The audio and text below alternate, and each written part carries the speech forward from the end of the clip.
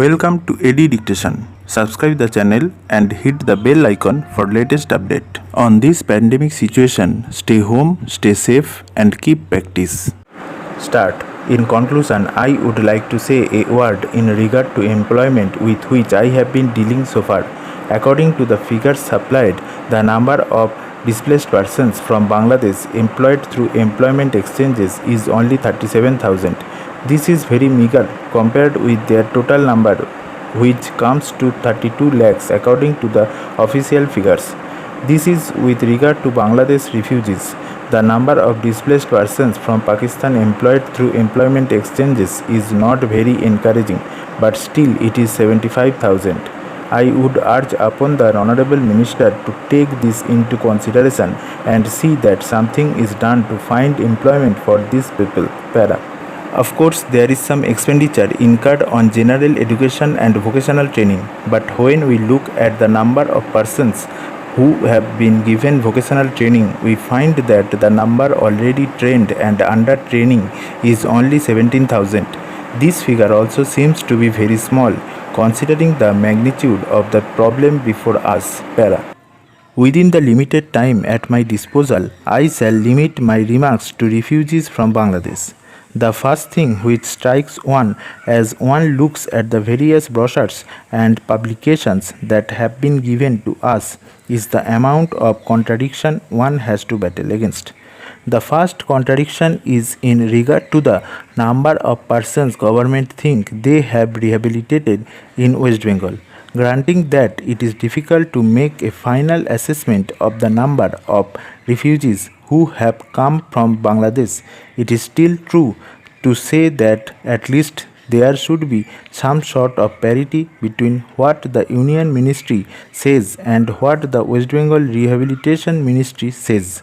Only a few days ago, the West Bengal Minister of Rehabilitation said that there are 22 lakhs of refugees who have to be rehabilitated, but the central government's figures are 31 lakhs. Unless the government know the number of people they have to budget for, it is rather bewildering to know how they mean to plan in bringing about their rehabilitation. Para. As a matter of fact, many other sources believe that the figure is far higher, but in any case, there should be some parity and some idea as to the extent of the rehabilitation problem which still remains before the people of West Bengal. Para. The other contradiction is this. On the one hand, Srimati Renuka Ray says that in the near future they will be making a successful completion of the work of economic rehabilitation of refugees in that state. But only last year, Sri A.P. Jain said that as yet the problem of the displaced persons from Bangladesh was a matter which was giving some concern. I really do not understand why, in spite of Sri A.P. Jain recognizing that the problem is still quite serious, Srimati Renuka Ray should have made such a statement. Yet, when we heard the Honorable Finance Minister, we find that there has been a big shortfall in rehabilitation budget. Para. I think that if the fact-finding committee's report had been published, the assessment that we have rehabilitated about 50% of the people of Bangladesh who came over as displaced persons would have become quite clear in regard to its incorrectness. As a matter of fact, when we went around the camps and colonies in West Bengal, we found that as yet not more than 15% of the people have been rehabilitated, in the sense that they are able to eke out their subsistence on the poorest levels. It is not more than 15%, and I think the figures of the fact-finding committees are still lower. I think this is something that we have to take very seriously and put our minds to and apply all the resources that we have to find out how we will be able to tackle this problem of rehabilitation. Para. Now, coming to the question of relief, I feel that until we are able to give really proper rehabilitation, we cannot withdraw relief. It is no use arguing whether relief leads to lethargy and moral slackness.